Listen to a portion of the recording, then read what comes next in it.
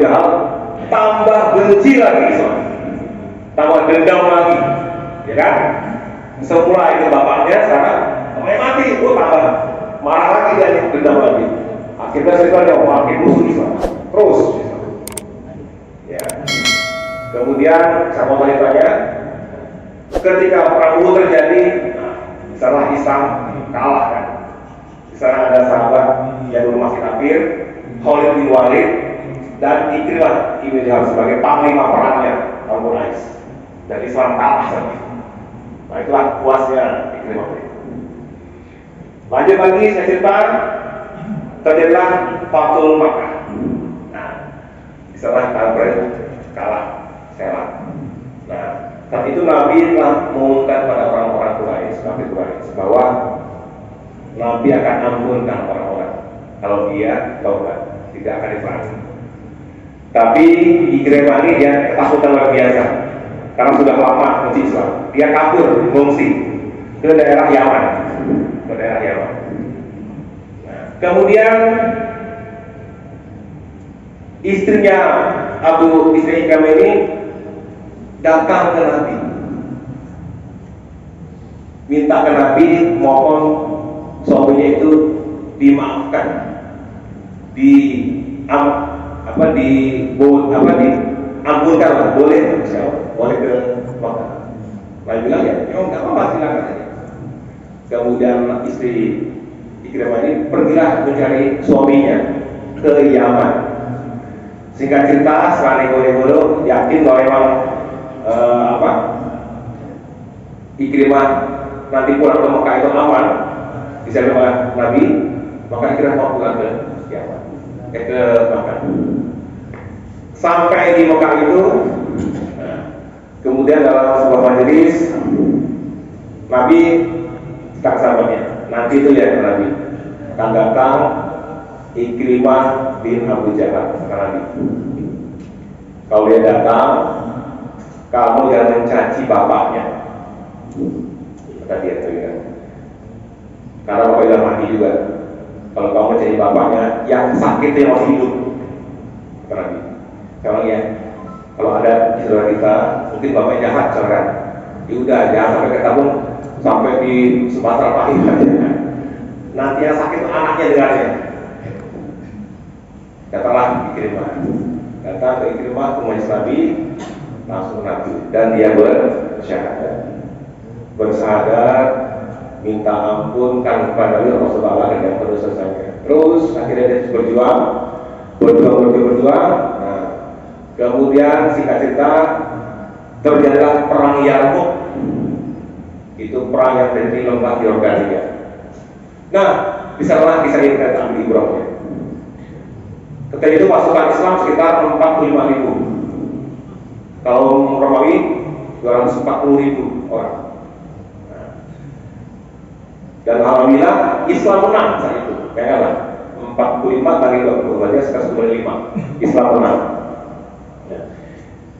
Tapi dalam kitab itu diterangkan ketika Ikrimah sebagai paling perang, dia melawan Romawi itu luar biasa keberaniannya. Pokoknya dia seorang betul. Nah, sehingga ketika setelah perang selesai, nah diceritakan nampaklah sana ada 3 orang yang terbujur kaku, yang luka parah luar biasa. Nah, pertama tadi Ikrimah bin Abu Jahal, saya lupa. Yang kedua lupa salahnya. Ya. 3 orang sama 3 orang.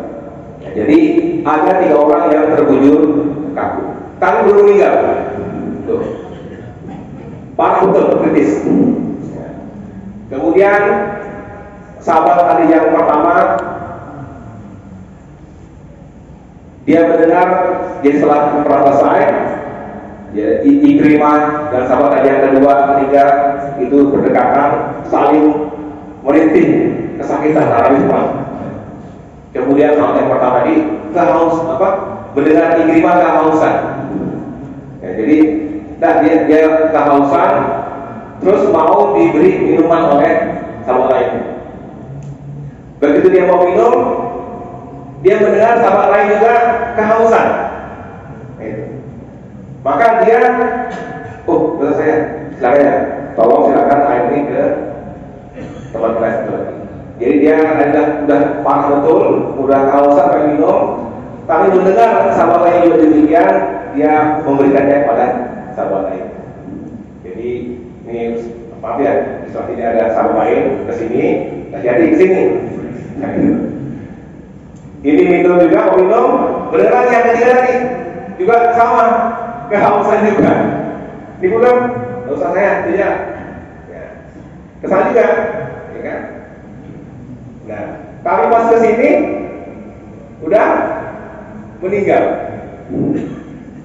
Kesini lagi juga meninggal, tidak meninggal, jadi tiganya benar semua. Nah, jadi itu gambaran ketika pada kondisi yang sangat kritis, yang ketiga-tiganya membutuhkan air tadi untuk survive, bertahan hidup, maka mereka saling merelakan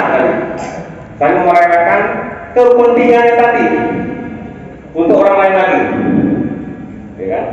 Bapak, saya mungkin Pak, kalau saya kehausan tengah jalan, mungkin ya saya, katanya haus, masa tidak lain minumnya. Mungkin kita gitu ya. Ini contoh sebuah sirop yang terangkat oleh sahabat. 3 orang tadi yang tadi kehausan itu kritis, perlu sama-sama perlu air, tapi saling merelakan air tersebut orang lain. Nah, itulah ihsan. Artinya kita rela untuk mendahulukan orang lain daripada diri kita.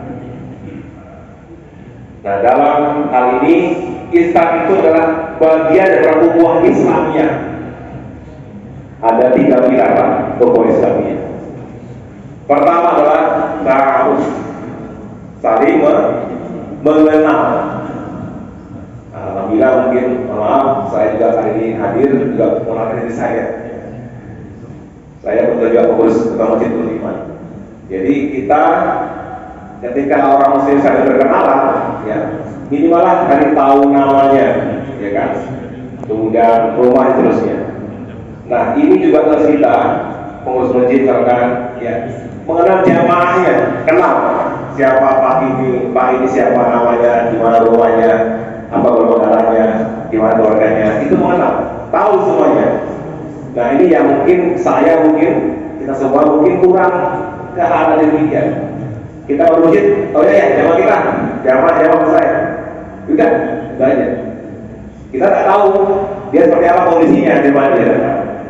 Nah, ini sebagai PR bersama umat kita, mungkin pengurus masjid juga para ustaz kita untuk mengetahui tentang saudara kita.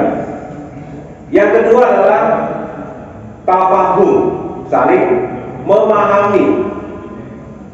Kalau kita ingin bertemu orang, ya, yang kita tidak kenal, mungkin saja kita punya persepsi buruk. Ketemu orang mungkin mukanya kayak menurut, ya kan? Wah, disombongin orangnya. Nah, kita sudah menjadifikasi orang sombong, padahal nggak tahu nih dia seperti apa. Nah, ternyata emang, ya mungkin emang mukanya begitu, ya. Ya kan? Nah, berarti apa? Dia kenal saja, cuma tidak memahami hal tersebut. Atau kita punya teman, ini ngomong sampai pelajar, ini bahwa kita ya yang sudah senior, dan yang muda-muda, ya mungkin dalam perjalanan jauh, sering ke Kucing ya, Kucing terus naik kan. Nah, ini kalau orang muda tidak sabar, mungkin ya maaf, wah ini orang tua jadi lambat lalu nih. Kalau sudah lambat lalu, nah ini kan nanti kalau orang yang muda tidak paham tentang orang tua kita di sini, ya akhirnya bentrok. Kita mau cepat jauh dari awal ke Kucing kan. Nah, alhamdulillah kalau sampai semua ada tahap untuk paham. Juga demikian, orang tua pun mau yang muda. Orang muda ini mau cepat geraknya, cepat, mesin, tidak lama-lama, GPR, tidak lama-lama orang muda itu. tapi perlu diarahkan. Itu tadi kita paham ya. Jadi setelah kenal tadi dan memahami orang tersebut, ya sama lah. Bapak Ibu sekalian, waktu menikah ya, menikah itu kan pasti adalah antara laki dan perempuan yang sebelumnya tidak kenal satu sama lainnya. Pas dah dari sebuah rumah tangga, baru tahu dia suami itu namanya. Oh enggak lah, suami ini sudah pemarah, baru tahu dia. Istri malas masak, tak boleh masak apa gitu. Tapi kalau itu sampai diperdebatkan, habis semua kita tahu. Nah, situlah kita adanya tafahum antara suami dan istri, saling melengkapi. Nah, ini perlu dibangun di kita.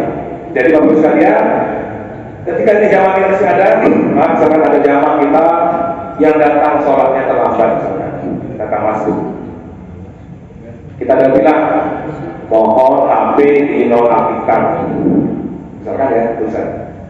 Tapi mungkin dia buru-buru lupa pakai HP, misalkan. Pas imam lagi apa? Ribut, tengok, lah ribut kan? Benar kita langsung. Itu ngapa? Kalau yang dilarang HP masih bunyi HP-nya. HP itu dah jengkel kan? Kadang-kadang tidak. Itu wajar kadang-kadang wajar. Tapi ini kita menjawab memahami itu. Bisa jadi dia lupa tadi, lupa dia. Nah, kita harus memahami dia, jangan menghakimi dia. Oh dia lupa begitu tadi bukan HP-nya. Akhirnya dia buru-buru, sehingga tidak timbullah rasa yang kita benci orang lain. Nah ini penting Pak. Jadi kita pun, nah kalau kita masalah paham ini tidak bisa sehari dua hari Pak, lama Pak. Kita di kantor orangnya, kita punya teman tim, satu tim dan anak buah dan pimpinan, itu perlu waktu nih. Kalau dia bagi gini modelnya. Nah ini artinya kan untuk memahami perlu waktu dan tenaga. Nah ini yang coba kita. Tapi sebagai ukhuwah kita, tidak bentrok. Jadi kalau tadi di sini insya Allah Pak Haji Rasmi kita secara mulut, tadi kan mungkin lain dari mulut. Ya udah, apa kan, tidak apa-apa itu. Ya saya perbuatkan. Nah itu. Ini kan saling memahami. Nah yang ketiga adalah takaful,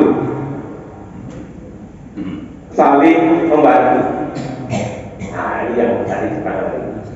Jadi orang sudah kenal orangnya, sudah memahami karakteristiknya. Sekarang gimana actionnya ini kan? Ya, saya membantu. Artinya kita bisa merelakan diri kita, harta kita, waktu kita untuk orang lain. Kita bantu. Nah jadi ketika di sini misalkan kita tahu ini ada jamaah kita yang mungkin sakit berat, tidak ada biaya di rumah sakit, maka sebagai seorang pengurus masjid dia peduli, oh ini ada yang sakit nih, gimana caranya? Akhirnya mungkin iuran, bantu dia dan terusnya. Nah tadi itu adalah ta'awun atau takun yang sifatnya itu dia dirugikan, beda. Dia nolong orang, tapi dia tidak terlalu perlu. Ya, kalau ya, dia nolong orang, tapi dia tidak terlalu perlu. Kita ada uang mungkin 1 juta rupiah, ya kan? Kita kasih uang kita setengah juta, 100 juta lebih. Gak apa? Kita bisa carakan ya, cara itu bagus. Nah, tadi yang instan tadi itu beda. Dia rela dia diberi yang sama dengan lain.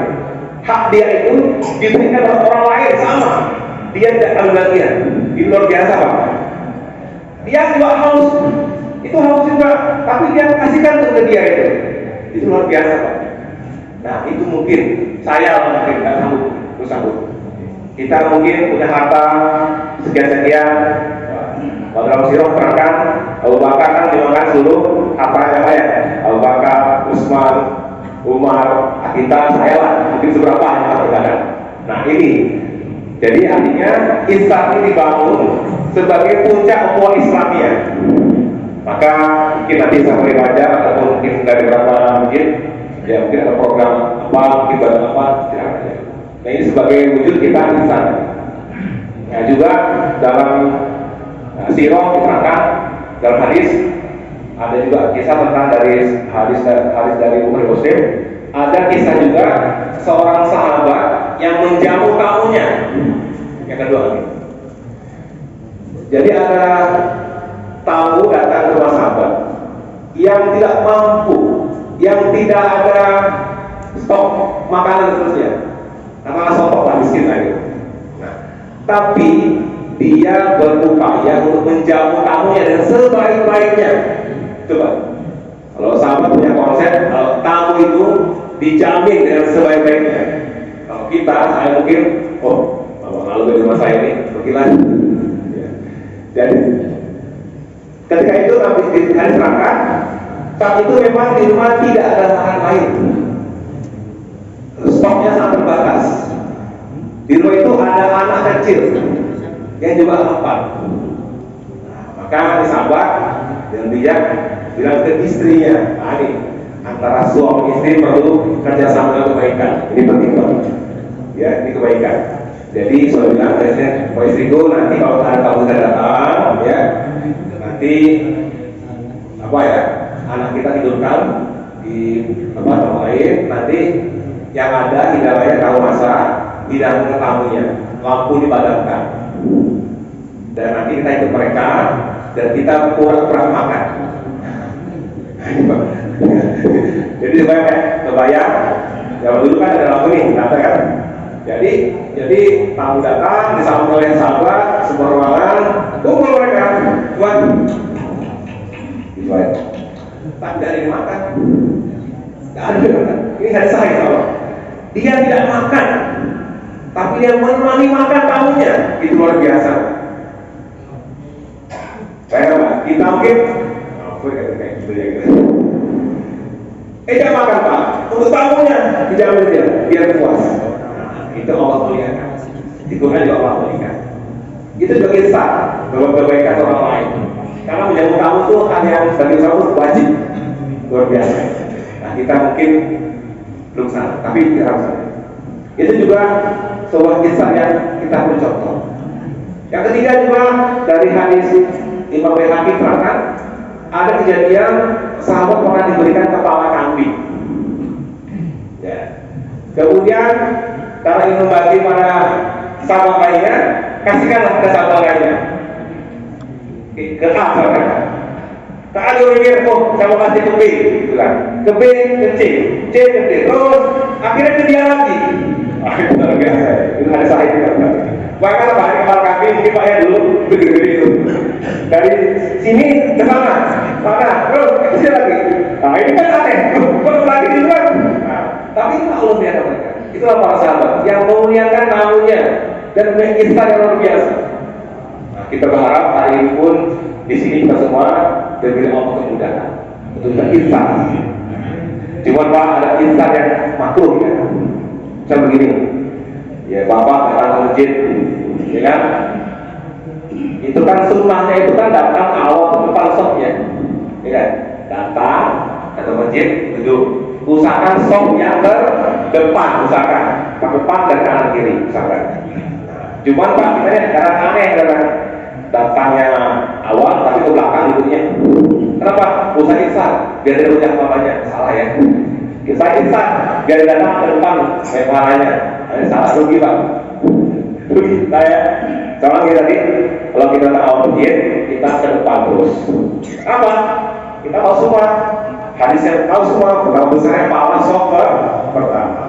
Tapi juga mohon maaf juga ada adabnya juga. Di sini adalah steril, daerah orang tempatan berumah. Nah jadi pun aturnya. Nah ini yang instan yang mungkin perlu dikelola, jangan salah tafsir. Jadi mudah-mudahan Pak Masih betul. Tapi kalau ada kebaikan, jangan keragutan dari pahala. Udah malah undangannya, tahunya pahala depan, saya sama jemaahnya. Nah, salah. Nah itu jadi intinya pada hari ini tadi ada beberapa info tadi sahabat tadi Ikrimah itu adalah yang semula tadi kita dalam kita adalah orang jahat sekalipun ya. Ternyata dengan didikan Nabi SAW ya, kemudian dia pas akhir hayatnya dia punya jiwa kisah yang luar biasa yang telah disergam kisah sahabat. Nah ini yang nilai-nilai yang kita ambil Pak dari hadapan saya kita semua kita dari Allah kemudahan untuk saling berbagi, saling menolong. Ya, mungkin saudara sama sudah punya mobil ambulan Pak, misalnya, nah mobil jenazah ya kan. Nah itu sebuah prestasi biasa. Jadi kalau ada mobil jenazah, semua akan terbantu, ya kan? Nah, jadi artinya bahwa kita ini bukan sebatas teori, tapi kita praktekkan. Jadi mudah-mudahan ukhuwah Islam kita setelah kita mengenal, kita memahami, saling menolong. Nah ini yang penting. Mudah-mudahan kita semua dari Allah kemudahan untuk bisa memakannya. Dari saya, sekian. Kalau ada hal yang mungkin tidak berkenan, mohon maaf. Demikian, assalamualaikum warahmatullahi wabarakatuh.